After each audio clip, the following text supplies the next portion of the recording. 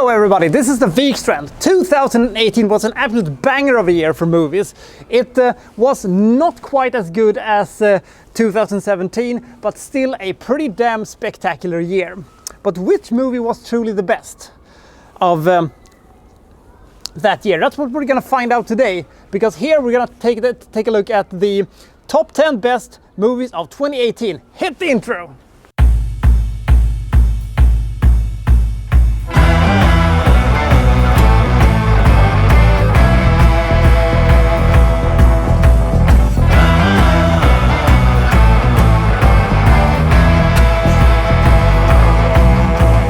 The rules is the classical ones, of course. Original release date has to be 2018. It can be any country, it can be any genre. So let's go on to our honorable mentions. Apostle. So Gareth Evans traded the Raid 3 for the Apostle, or I don't know, but Apostle is a really fascinating movie. I probably went into this movie with the wrong idea of what this movie was going to be. So the story about, Drifter on an isolated island trying to save his sister who has been, brainwashed by a cult is very fascinating. And the setting of in England 1905 is very good. And the visual was absolutely amazing. And I love the fact that there are so many, moving parts in this movie. There are multiple people in the hierarchy of the cult, and they have their inner struggles, and we have the mystery and all of these hypnotic sequences that you cannot quite know, is it true or is it real? And you have violence that is brutal as fuck. It'll make your dick stiff how brutal this movie is in some cases. But I thought that all of this thing was gathering up for a fantastic Raid style, if it was made in England 1905 style showdown in the end with, violence and weapons and blood aplenty. Now we got some of it, but we didn't get all of it, because this was not as action orientated as I would hope it would be. This is still a very good movie and I really recommend it, and the visual of the whole thing is fantastic. I just thought that if it would have had a more action orientated payoff, we would probably be talking this about the upper echelons of the actual list, but it's a really great movie. Recommending it. Deadpool 2. Deadpool was once in a lifetime movie. It's difficult to make a sequel to a movie like Deadpool. When you did the fourth wall breaking things and all the dick jokes and fart jokes and ultra violence and stuff like that, that was really fun. And I still maintain to this day that Deadpool is an almost perfect movie. The sequel tries to do the same thing over again, and it is almost as successful. The jokes doesn't land quite as good, and some of it is a little bit, yeah, we know where this is going, can we move along please? But the inclusion of Domino and the sequences with her is fantastic, and when Deadpool gets his super duper team, I really think that is the heart and soul of this movie. It is so funny. I think that it is a really entertaining and it is a really funny movie, just not on the level of the first movie. Black Klansman. I have heard that this is supposed to be a comedy. I couldn't agree less about it. Sure, there was a joke here and there, but people calling this a straight up comedy, I don't know where you're coming from. I see this as a drama thriller that made me really sad in the end, but that doesn't take away from the fact that this is a really great movie. The story about how John David Washington and Adam Driver is infiltrating the Ku Klux Klan in the 70s is really fascinating. It has a lot of nail-biting tension, fantastic acting, a great script, and of course the gut punch in the end, which may or may not be a disservice to the movie. I have actually not figured this one out yet. Does Spike Lee have political motivations for this movie? You better fucking believe he does. But this is such a great movie that if you haven't seen it, I would really recommend it. It's not quite on the level of Mississippi Burning, but it's pretty damn close. Thugs of Hindustan. This is essentially the Indian version of Pirates of the Caribbean with Indian megastar Amir Khan in the leading role. He basically plays a Jack Sparrow if Jack Sparrow was a more devious, sneaking and smart lying son of a bitch than Johnny Depp was. And it is a delight to see. It is incredibly entertaining. It's an amazing 2 hours and 44 minutes of swashbuckling adventure, colorful characters, ship battles, fencing, and all the, fun of the fair. I love the fact that this movie doesn't have any supernatural elements to it. If you don't count, of course, the inability to follow, the rules of gravity or, the laws of physics. But that's a story for another time. It is a very entertaining, fast-paced for being an Indian movie, and it's really, really, really great finish. Pulls this off as a really fun Indian movie. Just a bit of warning if you're going to watch this movie. If you got really, really confused by who was battling who and why in the movie Pirates of the Caribbean at World's End, now there are so many switches of allegiance in this movie that my head was spinning and I was like, what the hell is going on there? But the more it happened, the funnier it got. And I think this movie is absolutely terrific. The Incredibles 2. Let's have an unpopular opinion. I think this movie is better than the first Incredibles movie, which everybody loved and I thought was good. I think this movie has better jokes. I think this movie has a cooler story. I think this movie has more colorful characters. I think this movie has a better plot. I think, sure, the idea of who the villain is and why is kind of, you could spot that a mile away, but that really doesn't matter to me, because this is yet another piece of evidence to why Pixar is perhaps the greatest animation studio today. And the visuals are fantastic, the jokes are funny, the characters are memorable, the action sequences are fantastic, and with all the superhero stuff, I thought this was more relevant this time than the last time. Is it Pixar's best movie? Nope, it is not, but it's one of my favorites actually. Black Panther. When Black Panther came, everybody said the same thing basically. This is the best movie that Marvel has ever done. This is the greatest movie in the history of ever basically. And anybody who disagrees is an idiot. Whenever something happens like that, I'm always, let me rest on this one for a year. Then I'll rewatch it and see if I agree. I did, and I came to almost the same conclusion as when I saw it the first time. It is a visually fantastic movie.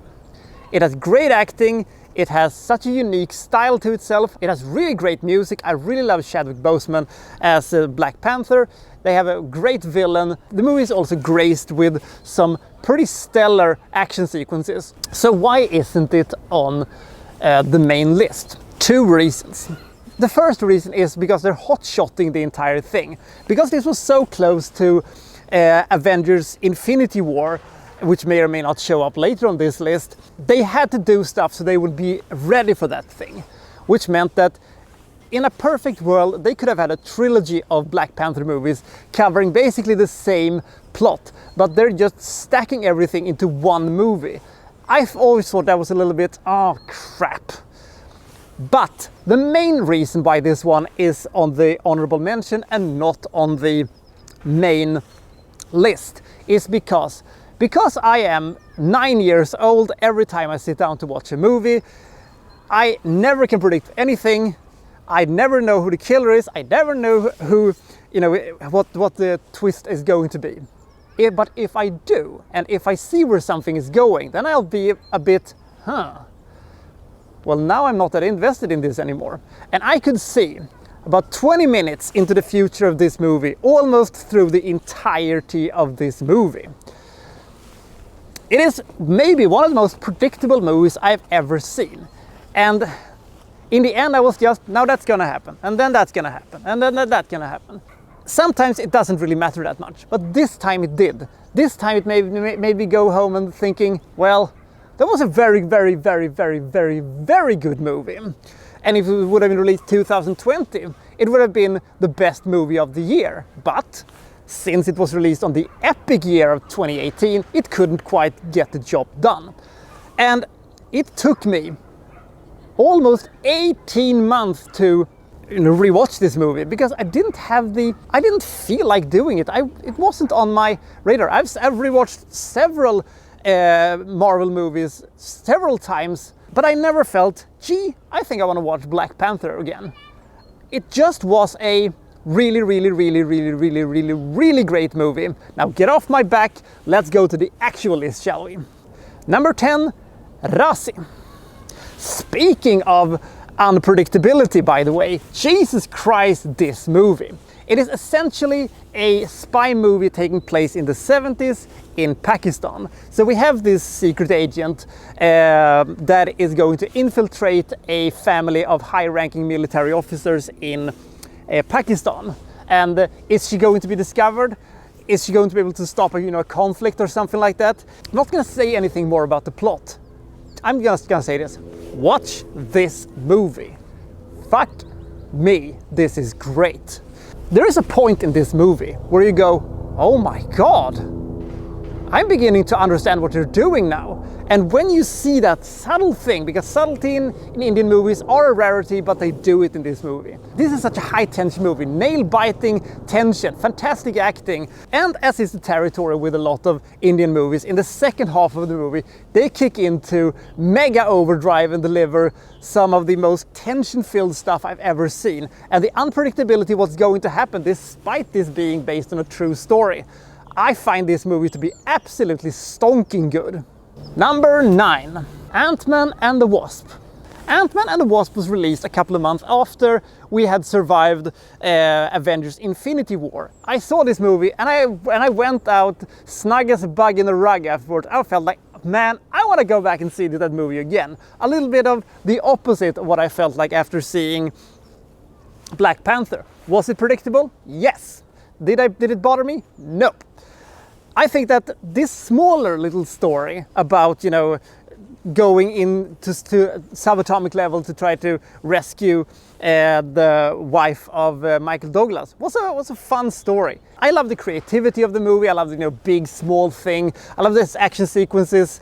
It was just so much fun. And the actors seems that they were enjoying themselves a lot. Sure, the movie can be boiled down to a lot of, fights and lots of special effects, and it's pretty predictable, but it's just everything is so likable, and Paul Rudd is just such charming as Ant-Man, and Evangeline Lilly is really great, and they have great chemistry together, and Walton Goggins is here, and he's a lot of fun, and this is just one of these movies where I can see over and over and over again, and I never get tired of Michael Pena, and I never get tired of all these fun things. The only little blot on the radar is actually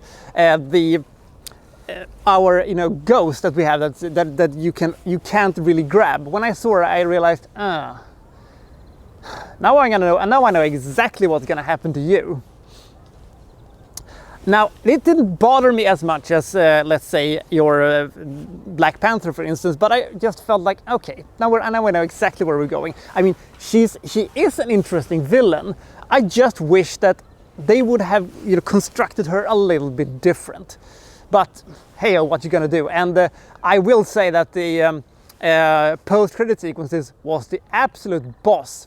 Fucking hell, that was great. This movie was fast-paced, a lot of fun, and this is what I think that every good Marvel movie should be.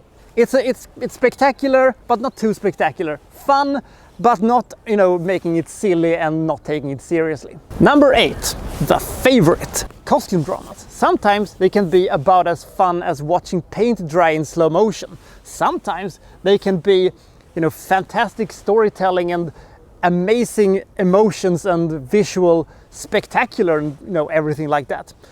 And sometimes they're just there.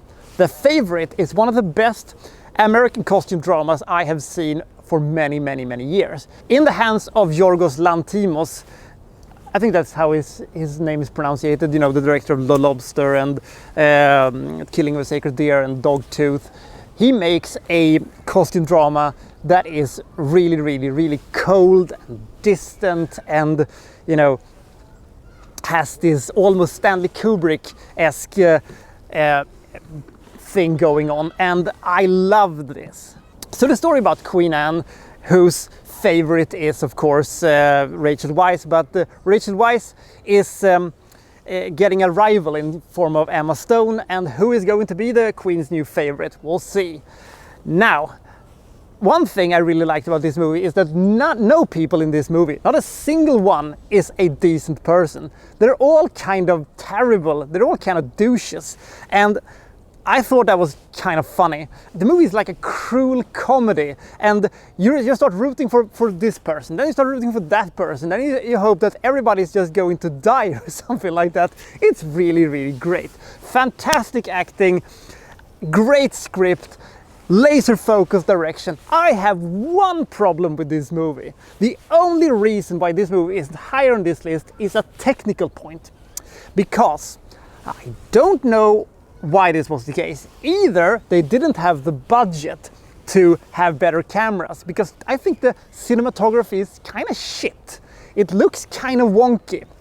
So either they didn't have the money to do so, which is a big shame, or this was a, artistical choice. In that case, fuck you. You should have used proper equipment to make this movie work. In any case, this is a really entertaining, really well played, and really, really unpredictable costume drama, which I think this should have deserved to be the pick for the Academy that year. It was a freaking amazing movie. Number 7, Padmavat.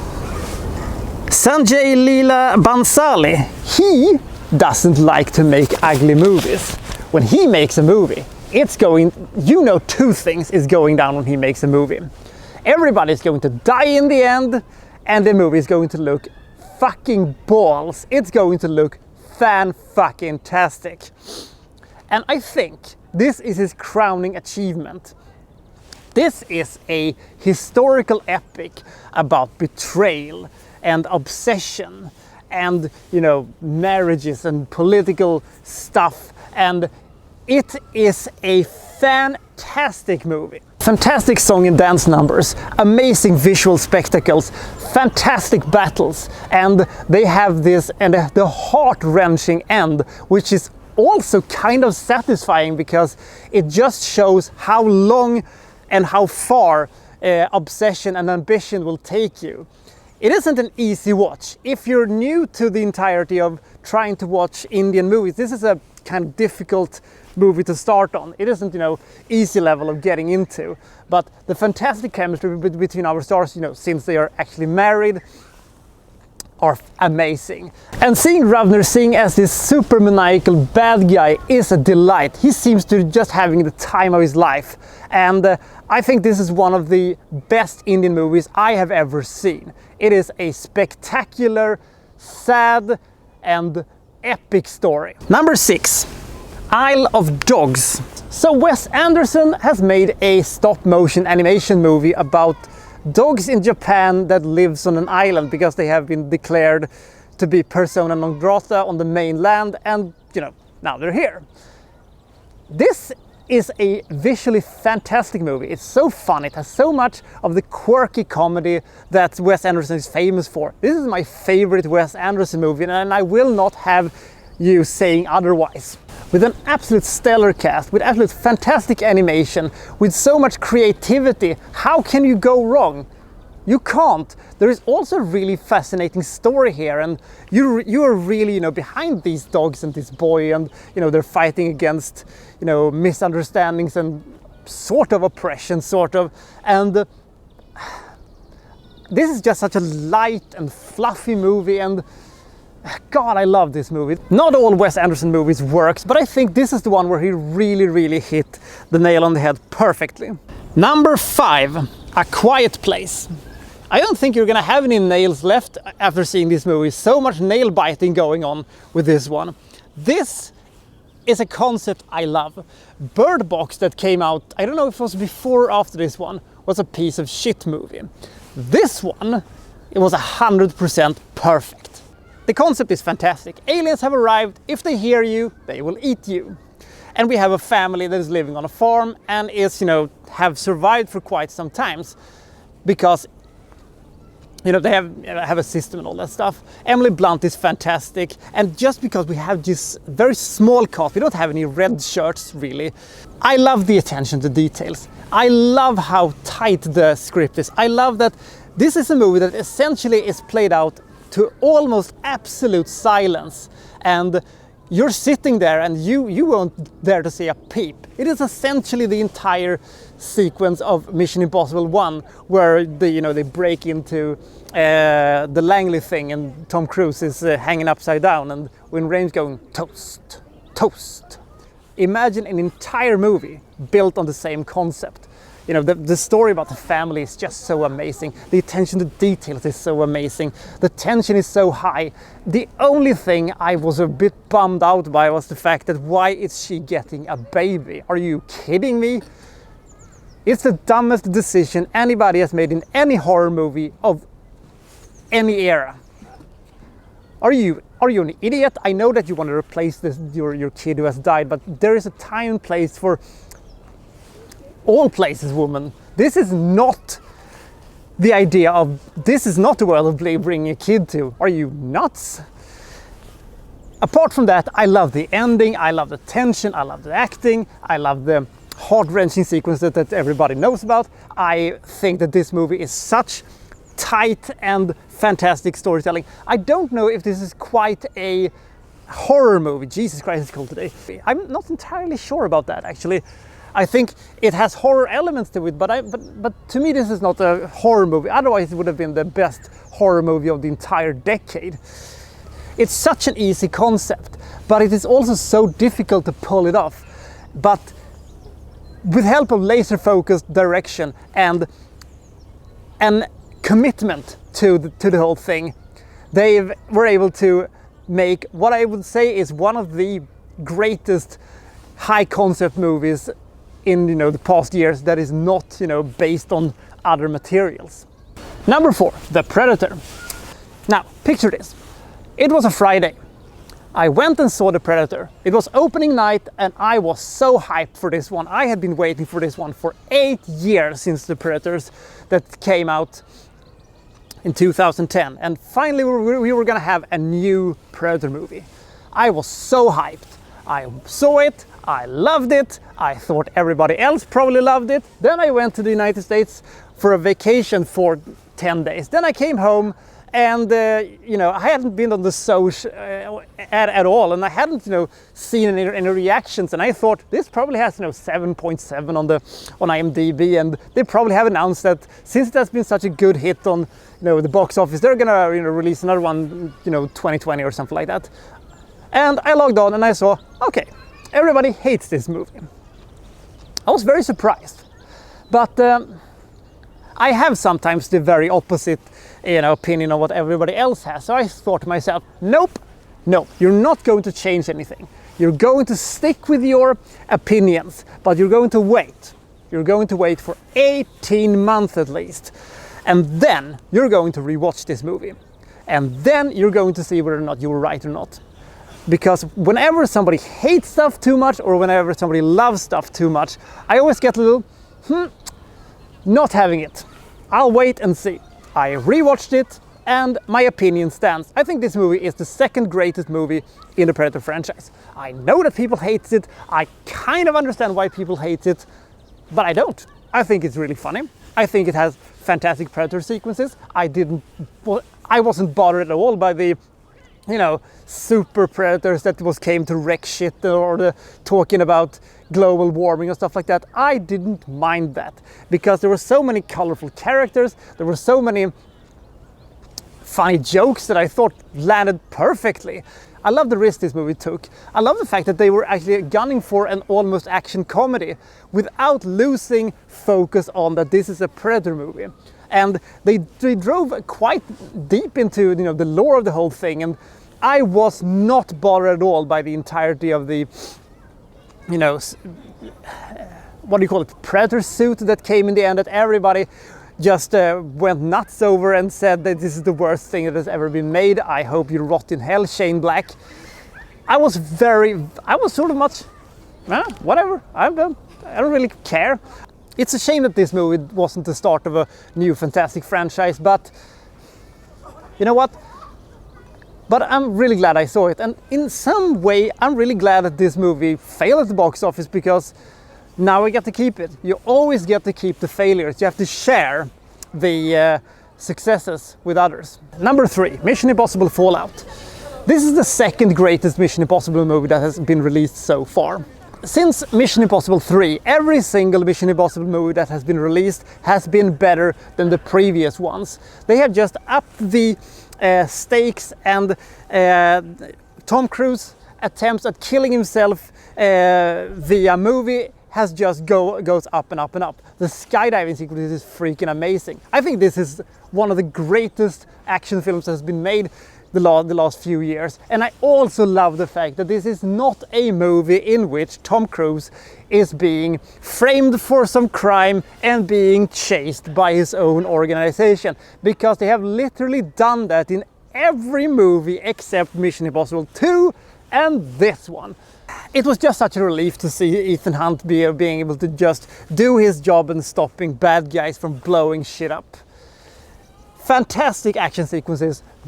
The car chase in Paris is great. The fight sequences in the helicopter. And one thing I really loved about this movie is that they were using the masks a little bit different in this movie. They used them in a basically more like a manipulation thing rather than a Scooby-Doo moment.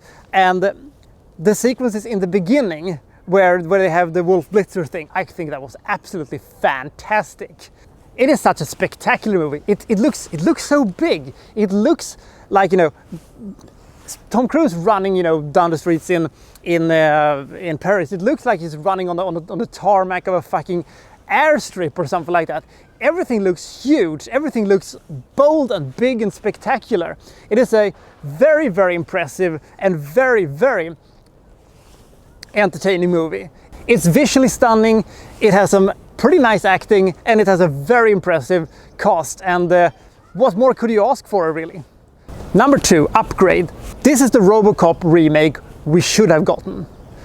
The story about how, you know, a man loses his wife and, you know, is crippled, and then gets a, you know, brain sort of inserted in the back of his head that talks to him and can help him move so he can take revenge for the people who wounded him and killed his wife. Is fucking amazing.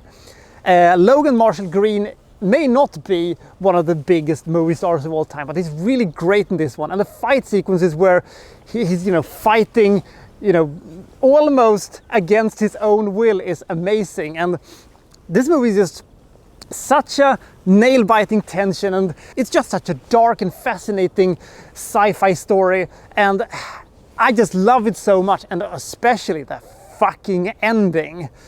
And the ending was so perfect that I thought that, oh man, I just wish they could do this every day when they're doing great movies. Upgrade is a simple story, but it is very, very complex in how it is executed, and I absolutely love the style of this movie that this movie has. Upgrade is the ultimate example where you have a small budget but you make something big out of it. It has a lot of tension. It's not an action movie. This is not an, if you're going in thinking it's going to be an you know action fest or something like that, it's not going to be. It is going to be a very, very, it is more of a murder mystery, it's more of a thriller, but the movie has asked a lot of fun questions and has one of the greatest endings of all time. Even though people probably could see this one coming, I, of course, because I'm 9 every time I sit down to watch a movie, I didn't see it. I was like, oh! So that was fucking amazing. And number 1, Avengers Infinity War. Going back, when I rewatched a lot of these movies, and when I saw the finale of Avengers Infinity War, I still remember what I felt when I was in the movie theater on opening night watching this movie, and that was, oh my god.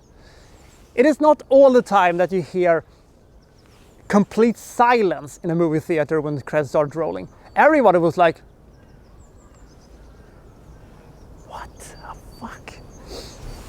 No one said a word. I've only experienced that one time before, and that was Paul Greengrass' movie United 93, for obvious other reasons. But it's basically Thanos comes, he's going to wreck shit. We have all the Avengers, but you know, in different locations, fighting his minions and trying to figure out ways of him not getting the stones. There's just so many moments that are so great. Tony Stark meets Doctor Strange for the first time. The sequences with Spider-Man, all the Wakanda thing. This is where I think Wakanda really worked out, because it was, you know, this is a smaller bit about it, and because it has been established, now we know all the cool stuff they can do. And you know, we have Cap and Natasha doing their thing, but everything pales, of course, in comparison, because Thanos has arrived, and finally we're having a movie where the villain is the focus of the movie. He has more screen time than anybody else, and everybody's just reacting to him. And I love the chemistry there that Thor had with the Guardians of the Galaxy when he arrives there, and it's just so funny. Him and Chris Pratt just has... I want to have a movie with just Thor and Star-Lord sharing a room and bickering about stuff. I think that would be absolutely hilarious. So the movie is just a bunch of action sequences that leads up to the ultimate showdown in the end. I think this movie is better than Endgame, and I will not hear anything else. This is the best Avengers movie that has ever been made. If you're a very casual viewer who hasn't seen all the Marvel movies, chances are you might get a little confused sometimes and wondering what the hell is going on here, and why are they there, and who is that guy, and why does Captain America has a beard? But in the end, you have one of the greatest endings in a comic book movie I think I've ever seen. It may not be for everybody, but to me, that is the absolute best movie of 2018. So I'll see you next time from, well, so-and-so reviewing, well, such and such. Thank you for watching. Thank you very much.